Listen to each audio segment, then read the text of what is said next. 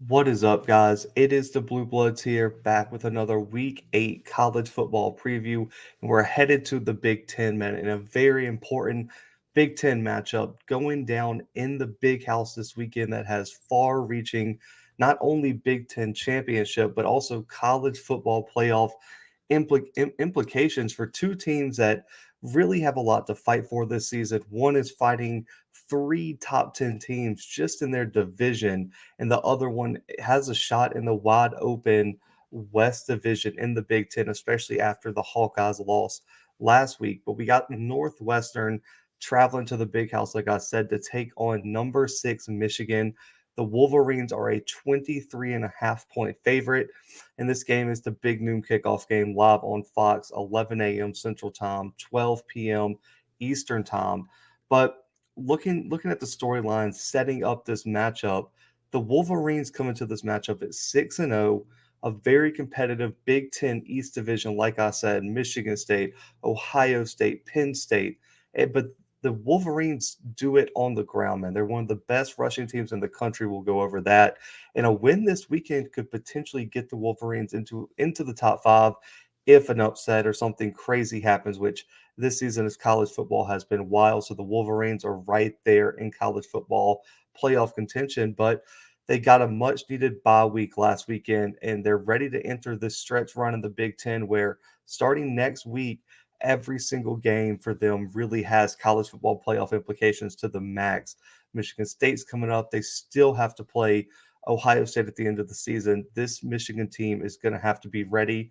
A lot of people have deemed this a trap game for them, so we'll kind of break it down whether it might be. But the Wildcats on the other side, man, they've had a tough start, especially after their Big Ten championship run last season. But last week they had one of their more complete performances against Rutgers in a 21-7 win. And with Iowa's loss, that West Division is much more interesting with everyone in there having at least one conference loss. A win this weekend could make the Wildcats a potential dark horse for that division moving forward. Now, this series has a long history, guys, all the way back to 1892, but the Wolverines hold a slight advantage in this matchup. Not slight, a significant. Um, they hold a 58-15 lead in this series with two ties over the Wildcats. That includes a 6 game win streak, and 14 of the last 16 matchups the Wolverines have won over this Wildcats team. So it's been very, very one sided over history. But let's get to the keys to the game, man. The keys for the Wolverines is as clear as it could be. It's been the same that every time we've previewed a Michigan game on our channel. It's the rushing attack. They have one of the best in the country, and if the Wolverines are going to try to do one thing this weekend, it's going to be run the ball, make you load the box, and then let Cade McNamara take his shots over the top once you load the box. And those very talented and explosive wide receivers are going to try to get behind your defense. Now, looking at this rushing attack, they rank top 10 in the country in yards per game with over 245 yards per game. And they also rank top 5 in the country with 21 rushing touchdowns this season.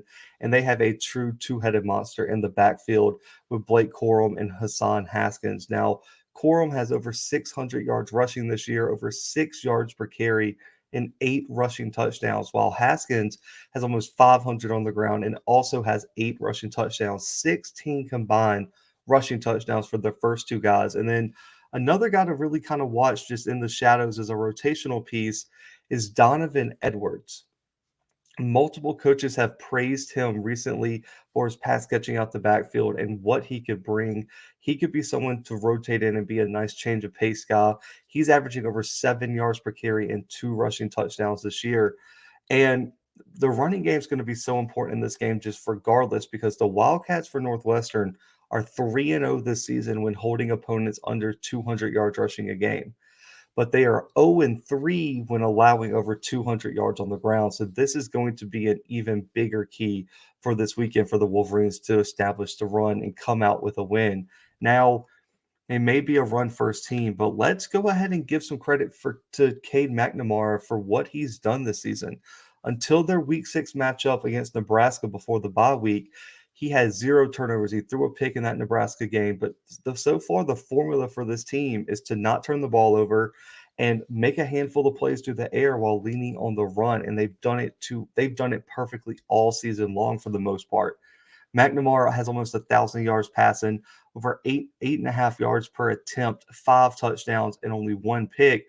And he's done an outstanding job against the blitz. So when they're blitzing, loading the box to stop that run, he's thrown 4 of his 5 touchdowns against the blitz and has his highest passer rating when being blitzed. So Northwestern's going to have to figure out a way to try to get pressure with that front seven without having to bring a lot of extra pressure and allowing Michigan's wide receivers to get over the top on them, because that's where this offense shines, because that deep ball.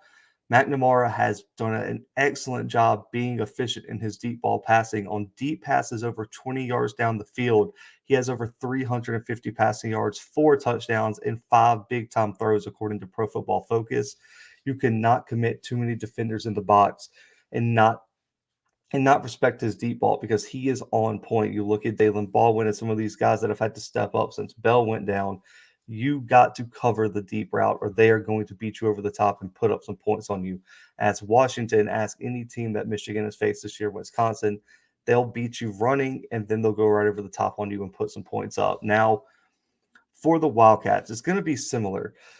And I don't like picking two of the same keys, but when you look at the inconsistencies at quarterback for the Wildcats right now, this team's going to have to try to establish their own rushing attack, and they can't let Michigan control the pace of the game and be the only team running the ball efficiently on the ground. So the Wildcats are going to have to try to somewhat match what the Wolverines are putting on the ground this weekend. Now, the Wildcats are averaging over 170 yards per game on the ground, over four yards per carry this season. And this rushing attack has to have arguably its best game of the season this weekend against a very talented Michigan front seven. But it all starts with Evan Hull. Over 500 yards rushing, man, over almost 6 yards per carry and 4 rushing touchdowns. But look out for Andrew Clare and Anthony Tyus III. Both of these guys have rotated in. Clare actually led the Wildcats in rushing against Rutgers last week. He's got over 230 on the ground, over 6 yards per carry and a touchdown, while Tyus also has over 200 yards rushing. They've done an outstanding job running through the A gaps, running up the middle. They've rushed for over 400 yards, over 7 yards per carry, and 4 touchdowns this season up the A gap. So this interior of this Michigan defensive line has to be ready for this, because that is where Northwestern really, really dominates in the run game, is up the middle. So those linebackers and those D tackles have to be ready in this Michigan defense. Now, like I said, man, the QB spot has seen some turmoil this season. Ryan Hilinski, though, really separated himself last week and showed he should be the guy over Hunter Johnson in that Rutgers win. Hilinski's thrown for over 600 yards, 3 touchdowns, no turnovers, while Johnson, he's really struggled with consistency, I would say, and also turnovers, with 4 picks to only 4 touchdowns, and he's averaging less than 4 yards per attempt. Hilinski is better at efficiently moving the ball down the field and kind of putting more pressure on the back end of the defense. So Hilinski is getting the start this weekend, and he's going to be a key for this Northwestern team to really see what they have at quarterback. But you have to run the ball and take some pressure off of Hilinski. He's got a lot of experience, though, going back to his time at South Carolina, and it's also shown against the blitz. He has his highest passing grade against the blitz, 2 turnovers, and he's generated over 14 first downs when teams get too aggressive against him. So Michigan, that D line also is going to have to get pressure without having to bring 6, 7 guys into the box and rushing him or trying to have to blitz him. If that D line, which Aiden Hutchinson is one of the best defensive linemen in the country right now, they're going to have a big game against Hilinski this weekend. But all Hilinski has to do is not turn the ball over and be efficient while leaning on his talented running backs. And that's how Northwestern is going to stay in this game. They're going to have to try to keep this low scoring, because if they try to get into a shootout with Michigan, I don't think it's going to be it's not going to be a good recipe for a win. But looking at the matchup to watch, I think it's going to have to be this Michigan offensive line against the front seven of the Wildcats, because if Northwestern expects to compete and have the chance to pull the upset, it all starts with winning the line of scrimmage and slowing down this rushing attack. You're not going to shut it down. You're not going to stop it. You just have to slow it down and then get pressure on McNamara when he attempts to get his passing game going, attempts his deep shots, get after him, make him uncomfortable, and force him into some mistakes. But When I look at this Michigan team, this is something I haven't heard a lot of, channels outside of Ann Arbor talk about. This Michigan O line is really the unsung heroes of 2021 for Harbaugh and the Wolverines. They've been the key for this offense, averaging almost 250 on the ground. And this season, guys, according to Pro Football Focus, they've only allowed 2 sacks, 11 hits on the quarterback, and less than 35 pressures over the first 6 games of the season. That is an outstanding mark, and they're really the reason this offense has taken the running game to another level and ran them all the way into the top 6 in the country. It all starts with offensive tackle Andrew Stuber. He's been the star of this offensive line. He's the highest graded overall lineman for the Wolverines, has not allowed a sack, not allowed a QB hit, and only has allowed one total pressure this season off the edge.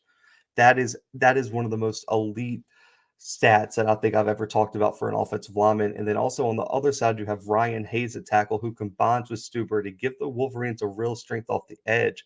Only 1 sack and 6 pressures allowed.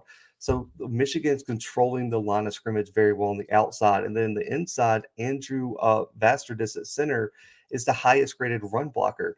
So you have to give the big guys up front a lot of credit for what Michigan is doing this season, not only on the ground, but also McNamara's job through the air and hitting those deep balls because he's not getting a lot of pressure on him. And on the other side, man, Northwestern's front seven has played well at times. Their run defense has been suspect and not very consistent. They've allowed over 200 yards per game on the ground and over 5 yards per carry this season. And they're allowing opponents more than 2 rushing touchdowns per game. They're going to have to play much better than that this weekend if they're expecting to pull off the big upset. According to Pro Football Focus, the Wildcats have done a very good job of getting after the quarterback, though. 19 sacks, 10 QB hits, and almost 60 pressures this season. And if they can get after McNamara and force him into uncomfortable situations, that could be a huge step forward this weekend. You look at Jeremy Miser off the edge, 3 sacks, 10 QB hurries with 5 tackles for loss. And at the linebacker spot, Chris Burgeon leads this team in tackles with over 60 tackles, also has a sack, and that's from the Sam spot. But then the middle linebackers are going to have to be huge. Khalid Jones and Bryce Gallagher are going to be extremely important at that Mike spot for this Wildcats defense. They are going to have to stop this rushing attack. They're going to have to play sideline to sideline, and they cannot allow explosive plays to occur because when Michigan's run game can be explosive and get upfield, average 7, 8, 9 yards per carry, get a huge one-play touchdown run, that's when they're really clicking at their best. So these guys at the linebacker spot have to be disciplined in the run game, stick to their gaps, and make sure they keep Michigan. They limit any explosive plays from this Michigan rushing attack. But looking at this game, man, in the big house, a lot of people think Michigan's looking ahead to Michigan State, possibly, and that this could be a trap game because Northwestern always plays people tough. I just don't see it, man. This Harbaugh team this year has been extremely, extremely good. Yes, they had a close game against Nebraska. They found a way to win, but Nebraska's playing everyone in the country close. So I think Michigan, it might be close early. I think coming off the bye week, they could show a little bit of rust. But for me, I think Michigan runs away with it at the end, pulls away late with some big rushing touchdowns from Corum and this running attack. I have Michigan 34-14 over Northwestern this weekend in the big house as they continue their march to the Big Ten championship potentially as they have some big games coming up. And I believe next week the Michigan State games are game of the week. So that'll be our $50 giveaway next week. So make sure to subscribe and tune in for that. But I got the Wolverines winning by 20 this weekend, guys, 34-14 over Northwestern. If you're new, go ahead and hit that subscribe button and go ahead and like the video. Comment your score predictions below and also comment your takeaways and what you're looking for in this game below. I'd love to hear y'all's opinions, love to interact on the comments. I appreciate y'all tuning in. But for right now, guys, the Blue Bloods are out.